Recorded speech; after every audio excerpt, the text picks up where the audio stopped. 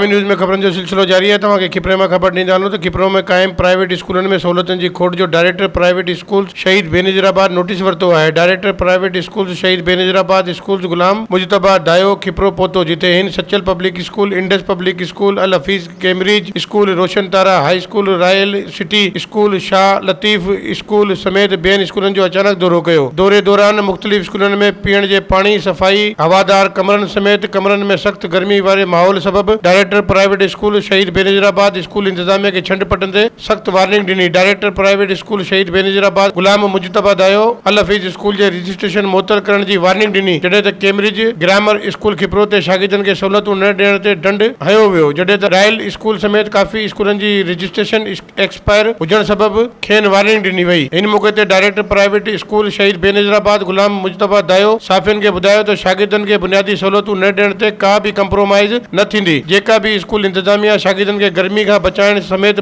साफ़ पाणी समेत हवादार कमरनि जो बंदोबस्त न कंदी, इन खिलाफ़ सख़्त कार्रवाई कई वेंदी। हिन चयो त किपरो जे अक्सर प्राइवेट स्कूलनि में सिंधी नथी पढ़ाई वञे, अहिड़े स्कूलनि खे वार्निंग ॾिनी आहे। सिंधी न पढ़ाईंदड़ स्कूलनि जी रजिस्ट्रेशन ख़तमु कई वेंदी। हिन इहो बि चयो त पाकिस्तान जो झंडो न लॻाईंदड़ ऐं असेंबली न कराईंदड़ स्कूलनि खिलाफ़ कार्रवाई कंदासीं, छो त पाकिस्तान असांजी सुञाणप आहे। हिन स्कूलनि में शागिर्दनि खे स्कूल मां किताब ख़रीद करण, तोड़े शइ ऐं स्कूल ड्रेस स्कूल इंतजामिया खां लाज़मी वठण वारे अक्सर स्कूलनि जे हुकुमनि खे रद्द कंदे चयो त अहिड़े स्कूलनि खे गैर कानूनी कमु करण न ॾींदासीं। शागिर्द मर्ज़ी सां जिथां चाहीनि किताब ख़रीद करे सघनि था ऐं ड्रेस ठाराए सघनि था, अहिड़े स्कूलनि जी निशानदगी ते कार्रवाई कंदासीं।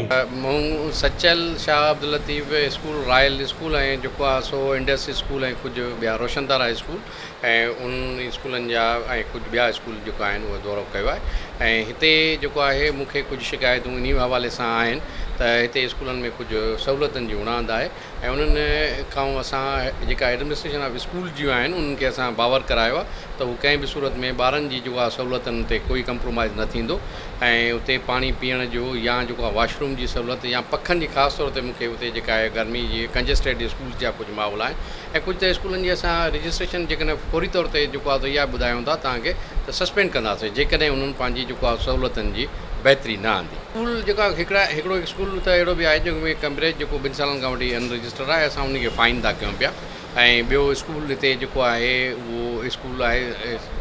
अल हफीज़ ऐं उन अल हफीज़ जे हवाले सां इहा बि आहे त उनजी बि रजिस्ट्रेशन एक्सपायरी 2 सालनि खां वठी बि आहे, पर उन में वॾी इहा मूंखे हैरानगी थी त उन स्कूल जे अंदरि जेको आहे ॾाढा कंजस्टेड माहौल हुयो ऐं ॿारनि ताईं जेको आहे सो गर्मीअ में जेको आहे सो वेठा हुया ऐं उन्हनि ॿारनि जे हवाले सां असां उन्हनि खे वार्निंग ॾिनी आहे ऐं उनखे शायदि स्कूल खे असां सस्पेंड करे छॾंदासीं जेकॾहिं उन पंहिंजूं सहूलियतूं बहितर न कयूं। वधीक ख़बरनि ऐं तफ़सील लाइ विज़िट कयो अवामी news Facebook page, YouTube page ऐं अवामी न्यूज़ वेबसाइट।